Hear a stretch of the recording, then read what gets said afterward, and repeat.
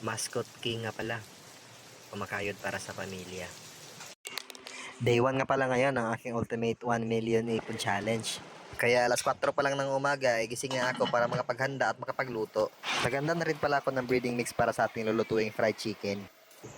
Tamang-tama habang pinapainit ko ang mantika, naglagay na rin ako ng isa pang kawa para sa lulutuin nating pork tapa. Sa mga oras na ito ay sinimulan ko nang ilublob ang ating preskong manok sa kumukulong mantika. Habang dahan-dahan naluluto ang mga manok, nakahanda na rin pala ang ating lulutuing pork tapa. Meow, meow, meow, meow, meow, meow, meow, meow.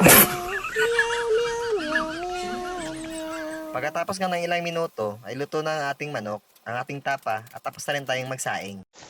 Naglaga na rin pala ako ng itlog at lumpiang Shanghai para pang side dish sa ating rice meal. A few moments later. Magkano kaya natin ito mabebenta? Abangan sa part 2!